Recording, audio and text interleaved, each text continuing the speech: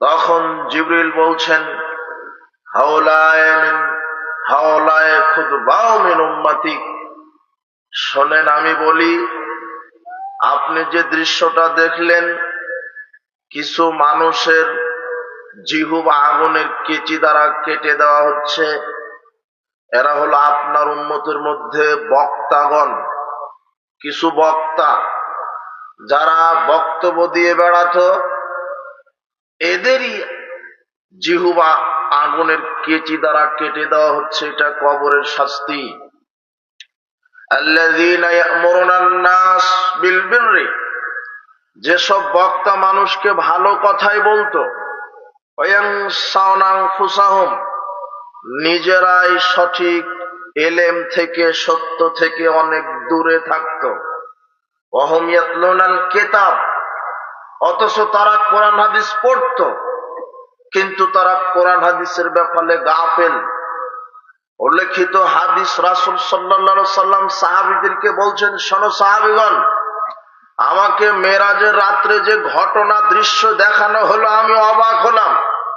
তার একটা দৃশ্য, কিছু মানুষের জিহ্বা আগুনের কেচি দ্বারা কেটে দেওয়া হচ্ছে। আমি বললাম, এরা কারা?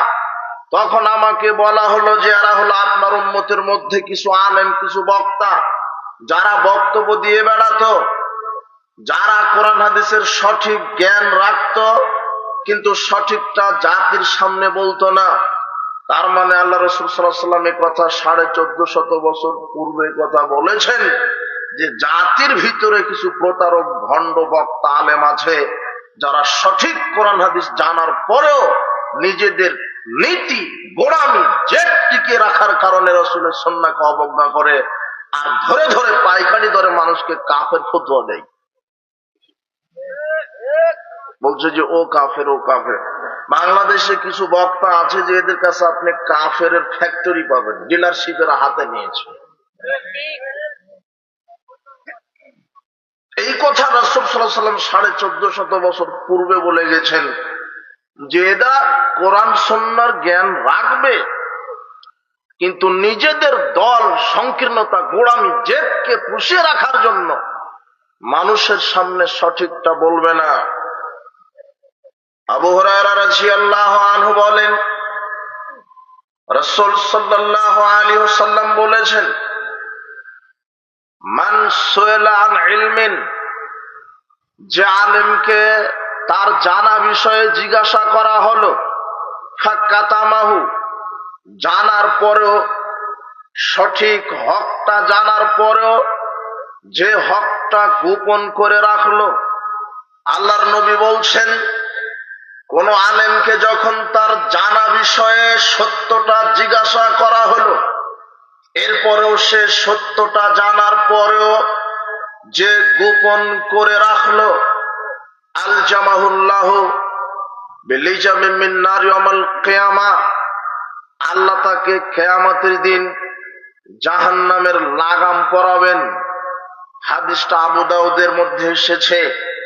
আল্লাহ রাসূল সাল্লাল্লাহু আলাইহি ওয়াসাল্লাম বলছেন, কিছু আলেম পৃথিবীতে আছে যারা হক জানে কিন্তু হক বলে না, এদেরকে আল্লাহ বিচারের মাঠে জাহান্নামের লাগাম পরাবেন। আপনি কত হুজুর মাওলানা নেবেন, মাত্র 5000 টাকার ইমামতি চলে যাওয়ার ভয় হক কথা বলতে পারে না, এরকম হাজারো খতিব বক্তা এদেশের মাটিতে আছে, হকটা বলার সাহসী রাখে না। আল্লাহর নবী বলছেন, কিছু মাওলানা সাহেব থাকবে পৃথিবীতে, যাদেরকে হকের ব্যাপারে বলতে বলা হবে তারা বলতে পারবে না, তারা এলেম গোপন করবে।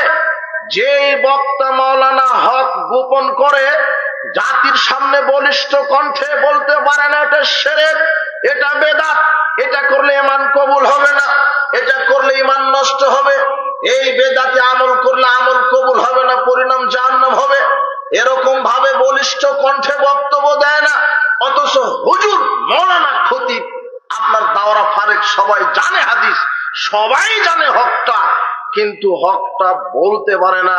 যারা হক গোপন করে রাখে, নিজেদের মাযহাবের দোহাই দিয়ে, তরিকার দোহাই দিয়ে, জেদ হটকারিতার দোহাই দিয়ে যারা হকটাকে দমিয়ে রাখে, গোপনে রাখে, আল্লাহর নবী বলছেন ও যত বড়ই হুজুর হোক আল্লাহ তাকে জাহান্নামের লাগাম পরিয়ে জাহান্নামে নিক্ষেপ করবেন। মৌলানা সাহেবগণ আপনাকে বলছে আপনি সতর্ক হন। আপনি জানেন কোরআন সুন্নাহ কোনটা সঠিক কোনটা ব্যাঠিক, কোনটা শিরক কোনটা বেদাত। সংখ্যাগরিষ্ঠতা দিয়ে ধর্ম চলে না, সংখ্যাগরিষ্ঠতা দিয়ে ধর্ম চলে না। ধর্ম চলবে, ইসলাম চলবে কোরআন সুন্নাহর দলিল দিয়ে। পৃথিবীতে একজন মানুষ মাপকাঠি সুন্নাতের, শিরকের, বেদাতের, একজন মানুষ মাপকাঠি, যার নাম মুহাম্মদ সাল্লাল্লাহু আলাইহি ওয়াসাল্লাম। তিনি যতটুকুন মানতে বলেছেন ততটুকুন, তার বাহিরে নয়, তার ভিতরে নয়, তাকে বাদ দিয়ে নয়, কম নয়, বেশি নয়। রাসূল সাল্লাল্লাহু আলাইহি ওয়াসাল্লাম মানদণ্ড, এটা বুঝতে হবে। উপস্থিত বৈঠকের মুসলিম দিনী ভাই বোন, আপনাকে বুঝতে হবে এক শ্রেণীর ধর্মের দালালেরাই ইবলিশের এজেন্ট, প্রতিনিধি আছে পৃথিবীতে, যারা কোরআন সুন্নাহর ভুল অপব্যাখ্যা করে জাতির সামনে ভুল ইসলাম উপস্থাপনা করার চেষ্টা করছে। রাসূল সাল্লাল্লাহু আলাইহি ওয়াসাল্লাম বলছেন, শোনো, আব্দুল্লাহ ইবনে আমর রাদিয়াল্লাহু আনহু বলছেন, রাসূল সাল্লাল্লাহু আলাইহি ওয়াসাল্লাম বলেছেন, বাল্লিগু আন্নী ওয়ালাউ আয়া, আমার পক্ষ থেকে একটা হাদিস যদি তোমাদের জানা থাকে, আমার পক্ষ থেকে যদি কোনো আয়াত জানা থাকে, তাহলে সেটা তোমরা জাতির সামনে প্রচার করো, তোমরা সেটা জাতির সামনে বলে দাও। হাদিসু আন বানি ইসরাইল, তোমরা বানি ইসরাইলের হাদিস বলো, বানি ইসরাইলের কিচ্ছা কাহিনী বলো, বানি ইসরাইলের ব্যাপারে তাফসীর করো, বানি ইসরাইলের ব্যাপারে ওয়াজ মাহফিল করো, বানি ইসরাইলে হাজারো লক্ষ নবী আছে তাদের ব্যাপারে বলো, বানি ইসরাইল কওমে অনেক ইতিহাস ঘটেছে সেগুলি বলো, আমার যেগুলি আমার পক্ষ থেকে যেগুলি হাদিস সেগুলি তোমরা বলো। একটা জানা থাকুক আর 1,00,000 হাদিস জানা থাকুক সেটা তোমরা বলো। বানি ইসরাইলের কাহিনী যদি তোমাদের জানা থাকে সেটা বলো। হাদিস বানি ইসরাইল, তোমরা বানি ইসরাইলের কাহিনী বলো। ওয়ালা হারাজ, এতে কোনো দোষ থাকবে না, এতে কোনো অপরাধ তোমাদের হবে না, কোনো দোষ হবে না। মান কাযাবা আলাইয়া মুতাআম্মিদান ফালিয়াতাবাওয়া মাকআদাহু মিনান নার। তবে শুনে রাখো হে জাতি, আমি এই জাতির আমার উম্মতের আলেম ওলামা আমার উম্মতকে বলে যাচ্ছি, যারা কোরআন হাদিস বলতে গিয়ে আমার নামে মিথ্যা হাদিস জাতির সামনে বলবে, আমার উপরে মিথ্যা অপবাদ দিবে, আমার নামে হাদিস বলবার বলবে এটা রাসূল বলেছেন অথচ আমি বলিনি, তাহলে সে যত বড়ই হুজুর হোক তার থাকার জায়গা হবে জাহান্নাম। এ কথাই চূড়ান্ত, এ কথাই চূড়ান্ত। আপনার হুজুর যে হাদিস বলছে সেটা যদি রাসূল সাল্লাল্লাহু আলাইহি ওয়াসাল্লাম থেকে প্রমাণিত না হয়, তাহলে আপনার ওই মাওলানা সাহেবের থাকার জায়গা কোথায়? জাহান্নাম। হাদিস বুখারী।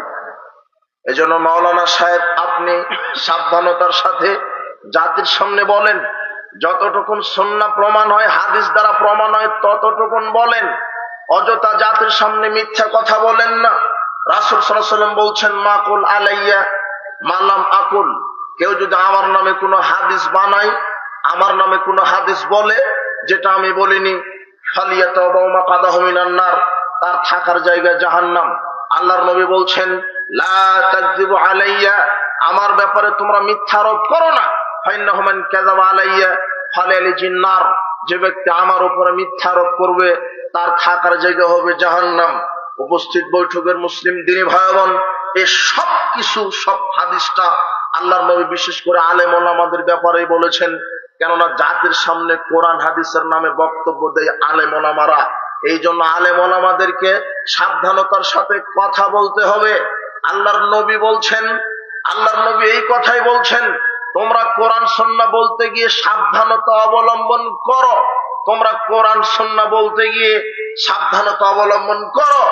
আওবান রাদিয়াল্লাহু আনহু বলছেন, রাসূল সাল্লাল্লাহু আলাইহি ওয়াসাল্লাম বলেছেন, ইন্না মিম্মা আতাখাওয়াফু মিন আলা উম্মতি আম্মাতান মুদিল্লিন, আমি আমার উম্মতের উপরে সবচেয়ে যেগুলি বিষয় ভয় করছি তার মধ্যে কিছু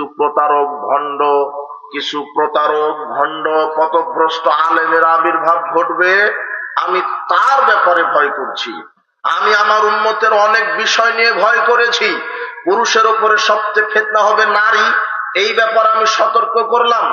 মানুষ দুনিয়াবি বিষয়ে বেশি প্রতিযোগিতা করবে, দুনিয়া পরকাল ভুলে যাবে, এই বিষয়ে আমি সতর্ক করে দিলাম। আর আমি মানুষ জেনা ব্যভিচার প্রতিযোগিতা করবে, জেনা ব্যভিচারে পশু পাখি যেভাবে জেনায় লিপ্ত হয়, গরু ছাগল যেভাবে রাস্তাঘাটে জেনায় লিপ্ত হয়, নারী পুরুষ যুবক যুবতী অপসংস্কৃতি পালন করতে গিয়ে ওইভাবে জেনায় লিপ্ত হবে, এটা আমি ভয় করছি। তার মধ্যে সবচেয়ে যেটা ভয় করি, মানুষের ঈমান নষ্ট করবে, আমলকে বরবাদ করে দিবে, একজন আলেম আবির্ভাব হবে, সেগুলি পথভ্রষ্ট আলেম।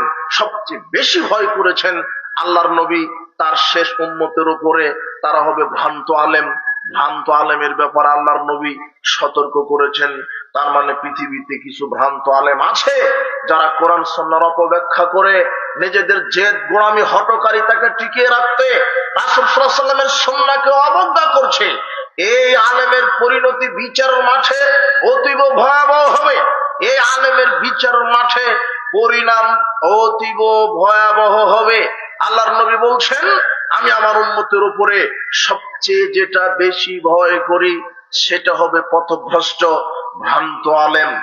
আবু হুরায়রা রাদিয়াল্লাহু আনহু বলেন, রাসূল সাল্লাল্লাহু আলাইহি ওয়াসাল্লাম বললেন, ইন্না আওয়ালান নাস ইউযা আলাইহি ইয়াউমাল কিয়ামাতি রাজুলুন উস্তুশহিদা। বিচারের মাঠে আল্লাহর কাঠগড়াতে প্রথমে যাকে নিয়ে যাওয়া হবে সে হবে শহীদ। শহীদকে আল্লাহর সামনে উপস্থিত করা হবে। শহীদকে উপস্থিত করার পরে আল্লাহ তাকে তার জীবনের সব নেয়ামত স্মরণ করিয়ে দিবেন। ফারাফাউ নি'মাহু, তার নিয়ামত গুলি আল্লাহ স্মরণ করিয়ে দিবেন। স্মরণ করিয়ে দেওয়ার পরে বলবেন, মা আমিলতা ফিহা, হে শহীদ তুমি কি আমল করে আজকে আমার কাছে এসেছো? তখন শহীদ বলবে, আল্লাহ কাতালতু ফিক, আমি আপনার জন্য জিহাদ করেছি, শহীদ হয়েছি। হাত্তাও শহীদতু, আমি অবশেষে শহীদ হয়েছি। আমি আল্লাহর রাস্তায় জিহাদ করেছি, অবশেষে আমি শহীদ হয়েছি। আল্লাহ, আমি আপনার দ্বীনকে কায়েম করার জন্য জিহাদ করেছি, অবশেষে শহীদ হয়েছি। তখন আল্লাহ বলবেন, কাযাবতা, তুমি মিথ্যা বলছো। ইন্নাকা, নিশ্চয়ই তুমি, লিউকানা জারিয়ুন, তুমি এই জন্য জিহাদ করেছো যাতে মানুষ তোমাকে বড় বাহাদুর বলবে। নিয়ত ছিল মানুষ তোমাকে বড় বাহাদুর বলবে। ফাকাদ কিলা, মানুষ এটা বলেছিল, ফামাউমিরা বিহি ফাসহাবা আলা ওয়াজহি হাত্তা উলকিয়া ফিন্নার। আল্লাহ ফেরেশতাদেরকে বলবেন, এই শহীদকে মাথার নিচের দিকে দিয়ে, দুই পা উপরের দিকে দিয়ে জিহ্বার মাধ্যমে হাঁটিয়ে জাহান্নামে নিক্ষেপ করো। আল্লাহ প্রথম যাকে জাহান্নামে দিবেন সে হবে শহীদ, কাফের নয়। বুঝেননি মনে হয় কথা? প্রথম যাকে জাহান্নাম দিবেন সে কে? শহীদ। সে কাফের, মুনাফিক, মুশরিক নয়, সে হলো শহীদ, যা আল্লাহ রাস্তায় জিহাদ করেছে। কিন্তু নিয়তটা ছিল মানুষকে খুশি করার জন্য, আল্লাহকে খুশি করার জন্য নয়। দ্বিতীয়, এইবার রাজুলুন আল্লামাহুল্লাহুল কোরআন ওয়া আল্লামাহু ক্বারাল কোরআন। দ্বিতীয় ব্যক্তিকে উপস্থিত করা হবে, সে হলো আলেম মানুষ, কোরআনের আলেম, কোরআনের হাফেজ, কোরআন জানে, কোরআনের উপরে পাণ্ডিত্য অর্জন করেছে। ও বড় কারি সাহেব, একে তো আলেম, একে তো কারি, একে তো হাফেজ। এমন হাফেজ, কারি, মাওলানা, বক্তা, হুজুর, বুজুর্গানে দিন, পীর, এদেরকে বিচারের মাঠে উপস্থিত করে ফারাফাউ নি'মাতাহু, তাদের নিয়ামত স্মরণ করিয়ে দেওয়া হবে। এই যে আমি তোমাকে হাফেজ বানিয়েছিলাম, আল্লাহ বলবেন, আমি তোমাকে কোরআনের উপরে আলেম বানিয়েছিলাম, বড় ডিগ্রি নিয়েছো তুমি। কত ডিগ্রি তোমার? এই হাটহাজারি, দেওবন্দি, মাদানি, ফারেক, অমুক, আপনার প্রিন্সিপাল, এই সেই, কত ডিগ্রি তোমার ছিল। তুমি তো কারি, তুমি তো মৌলানা, তুমি তো মুহাদ্দিস, তুমি তো মুফাসসির, অনেক ডিগ্রি তোমার ছিল, তুমি তো বড় ডিগ্রিধারী। এগুলি মনে হচ্ছে না? তখন বললো, জি আল্লাহ, আমার মনে হচ্ছে আপনি আমাকে এই এই নিয়ামত দিয়েছিলেন। আমার কেরাত ছিল সুন্দর, আমি তেলাওয়াত করতাম সুন্দর, আর আমি বক্তৃতা দিতাম সুন্দর, সব মনে হচ্ছে। তখন আল্লাহ বলছেন, ফামা আমিলতা ফি, তুমি কি করেছো এগুলো নিয়ামত দিয়ে আমাকে একটু বলো তো। তখন মাওলানা সাহেব বলবে, আলেম বলবে, তাআল্লামতুল ইলমা ওয়া আল্লামতু ওয়া ক্বারাতু ফিকাল কোরআন। আল্লাহ, আমি নিজে ইলম অর্জন করেছি, আমি মানুষকে ইলম শিক্ষা দিয়েছি, আমি কোরআন কারি ছিলাম, বড় কারি। তখন আল্লাহ বলবেন কাযাবতা, তুমি তো মিথ্যা বলছো, তুমি মিথ্যা বলছো, তুমি মিথ্যা বলছো আমার সামনে। কেন? তুমি আলেমগিরি করেছো, বক্তাগিরি করেছো, যাতে মানুষ তোমাকে বড় আলেম বলে, বড় আলেম বলে, যেন বলে যে গ্র্যান্ড মুফতি। বলছি যে আমি গ্র্যান্ড মুফতি। অবাক, ওকে কেউ ডিগ্রি দেয়নি, ও নিজে জোর করে বলছে যে আমি মনে করি গ্র্যান্ড মুফতি। ও দুনিয়াতেই বাহাদুরি, বিচার মাঠে নগদ। 1450 বছর পূর্বে আল্লাহ নবী হাদিস বলেছেন, আল্লাহ বিচার মাঠে বলবেন যে তুমি তো নিজেকে বড় বক্তা মনে করতে, আলেম ডিগ্রিধারী মনে করতে, ও দুনিয়াতেই জাহির করছে যে আমি গ্র্যান্ড মুফতি, আমি অমর, আমি বড় মৌলানা, আমি এই দেখেন এই যে ফখর করছে, এই যে কি অহংকার করছে। এই হুজুর এইরকম এক শ্রেণীর হুজুর, মাওলানা, মুহাদ্দিস, কারি, হাফেজ, এদেরকে বিচার মাঠে আল্লাহ ধরে বলবেন যে তুমি মিথ্যা বলছো, তুমি ডিগ্রি অর্জন করেছো, মানুষ যাতে তোমাকে বড় মুহাদ্দিস বলে, মানুষ যাতে করে বলে তোমাকে বড় আলেম। তুমি কারি সাহেব সেজেছিলে, সুন্দর ভঙ্গিতে কোরআন তেলাওয়াত করেছিলে, মানুষ যাতে তোমাকে বড় বড় কারি ফাকাতিলা, আরে বলেও ছিল তোমাকে মানুষ, মানুষ বলেও ছিল তোমাকে তখন আল্লাহ বলবেন এই ফেরেশতারা, এই হাফেজকে ধরো, এই বক্তাকে ধরো, এই মুফাসসিরকে ধরো, এই আলেমকে ধরো, একে উল্টা মুখে টানতে টানতে জাহান্নামে নিক্ষেপ করো। যাকে দ্বিতীয়বার জাহান্নামে দিয়ে জাহান্নাম উদ্বোধন করা হবে তিনি আর কেউ নয়, কোনো কাফের মুশরিক নয়, সে হলো আলেম। কাকে দিয়ে জাহান্নাম উদ্বোধন হবে? আলেম। তার মানে এক শ্রেণীর আলেম পৃথিবীতে আছে। এই আলেমই হলো ভ্রান্ত ভণ্ড প্রতারক আলেম, যারা জাতির সামনে চ্যালেঞ্জ করে যে এই হলো সেই হলো। বলছে যে যদি কেউ 8 লাখের তারাবি দেখাতে পারে তাহলে 20 লক্ষ টাকার চ্যালেঞ্জ।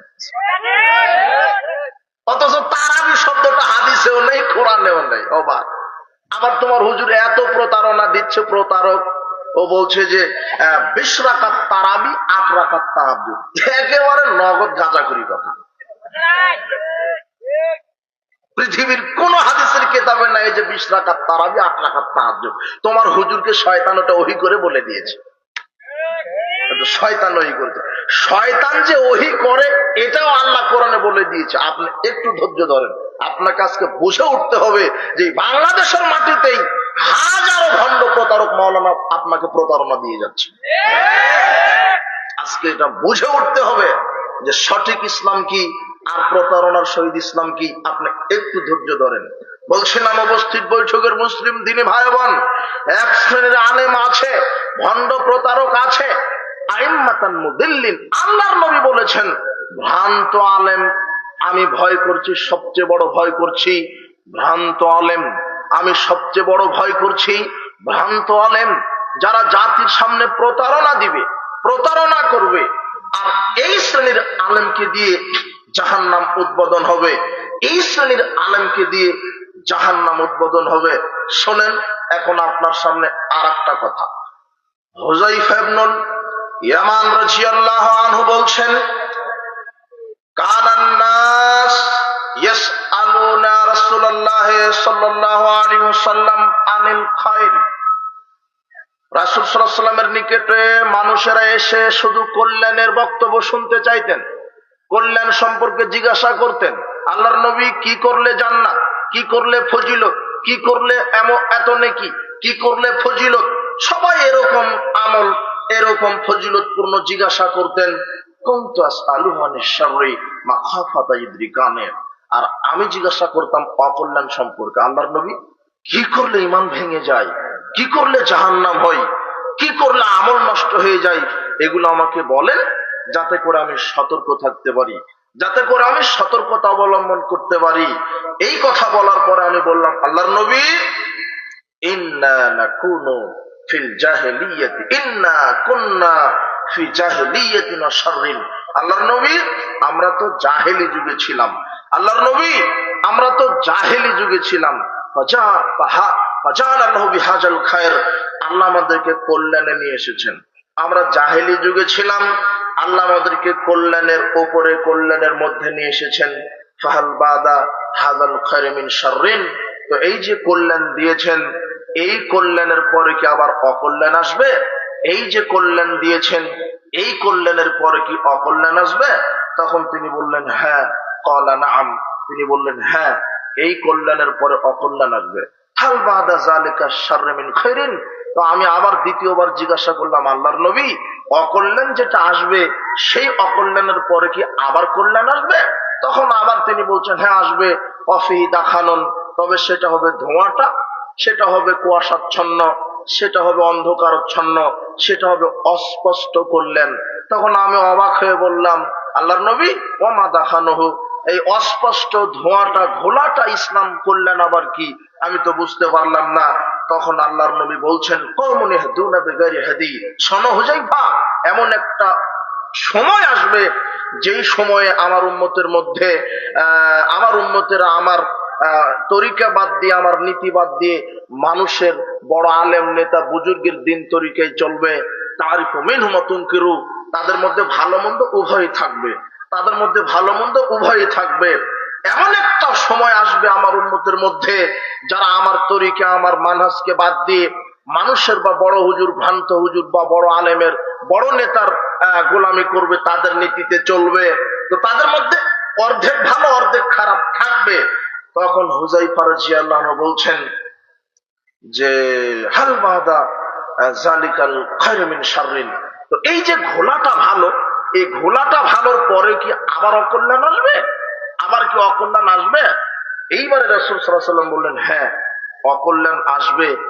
এমন অকল্যাণ আসবে, দুআতুন ইলা আবওয়াবি জাহান্নাম, জাহান্নামের দিকে নিয়ে যাওয়ার জন্য কিছু বক্তা বের হবে। কি বের হবে? আমার কথা কি আপনারা বুঝতে পারছেন নাকি? হাদিসটা বুখারী, 3606 নম্বর হাদিস। এটা বুখারীর হাদিস। খুব মনোযোগ, একটু ধৈর্য ধরেন।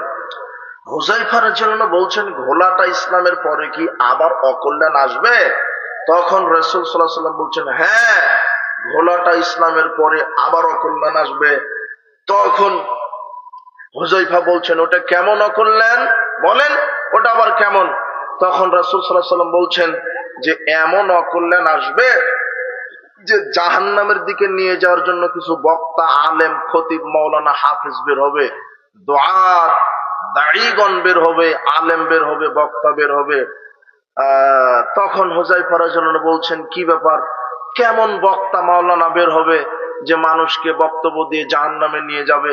আপনি একটু পরিচয় বলেন। সিফহুম লানা, আপনি ওরকম বক্তা মাওলানার পরিচয় বলেন তো, আপনি ওরকম বক্তা মাওলানার পরিচয় বলেন তো।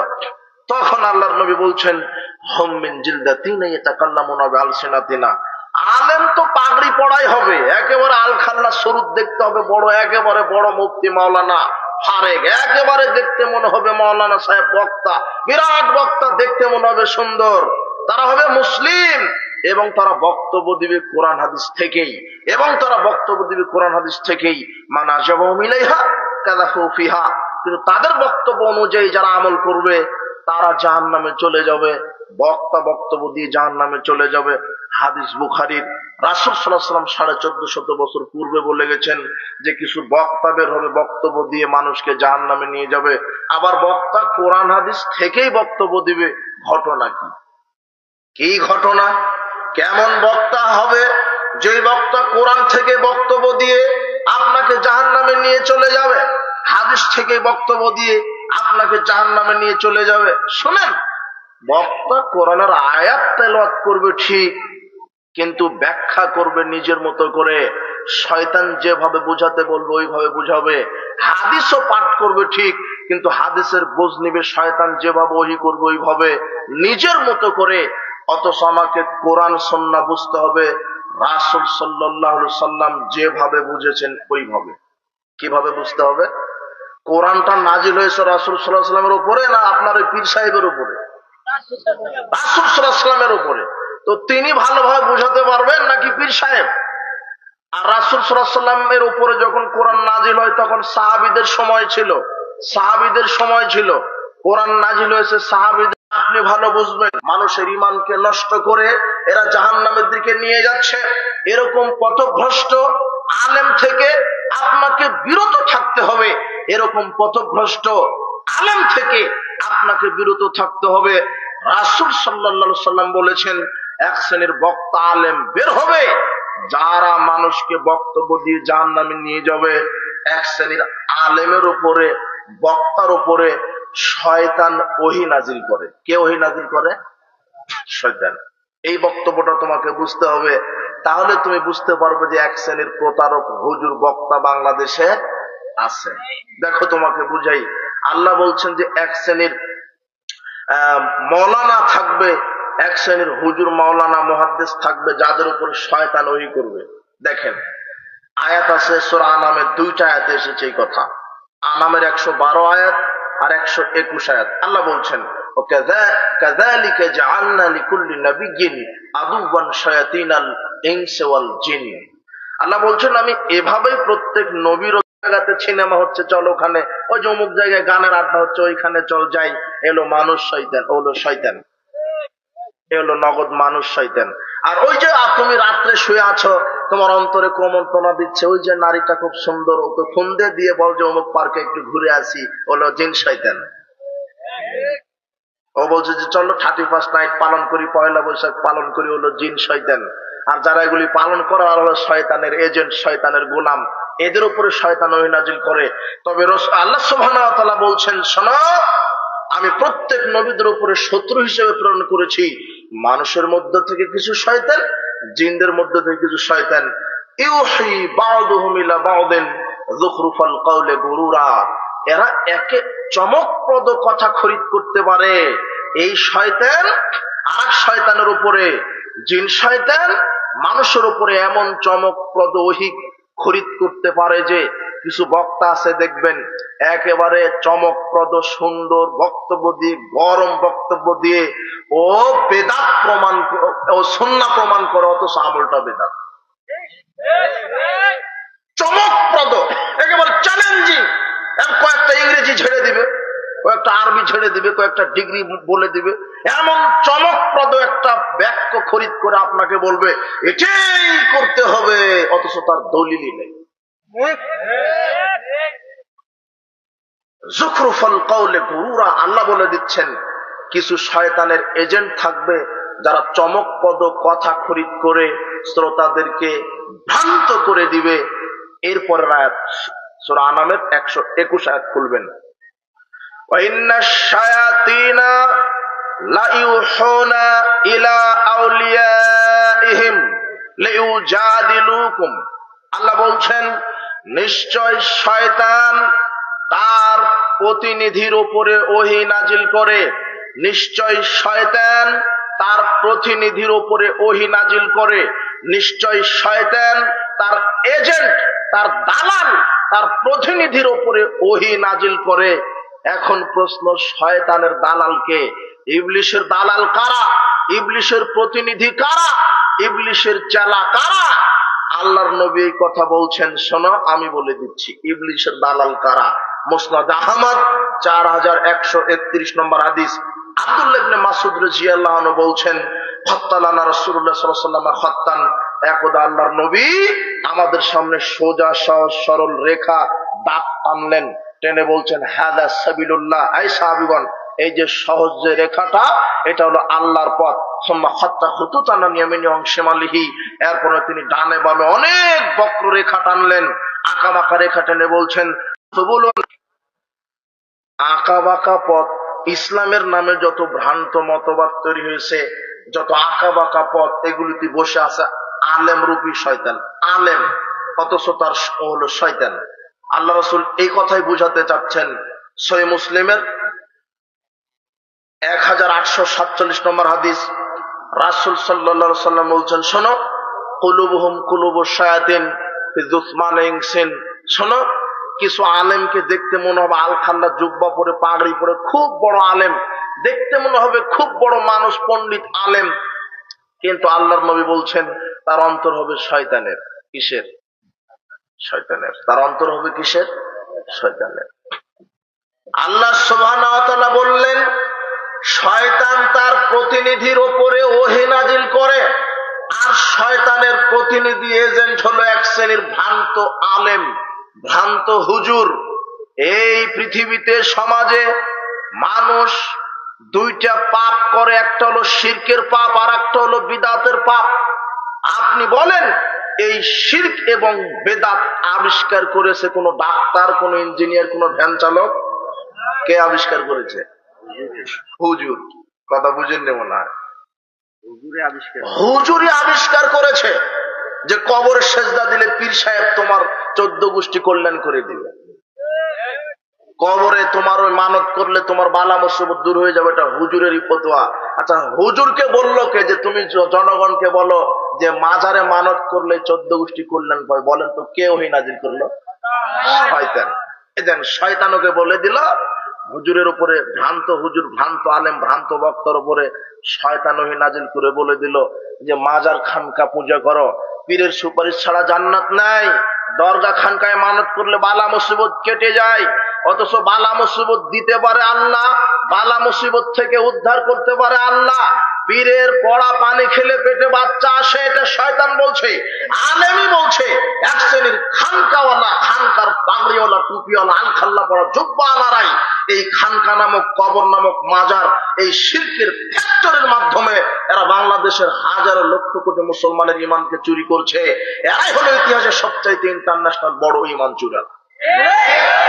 কে বলেছে আপনাকে গরু চুর, ও চুর, ও ছোট মোটো চুর? সবচেয়ে বড় চুর যারা মানুষের ইমান চুরি করছে, আল্লাহ সবচেয়ে বড় চুর এরা। আর আপনাকে কে বললো যে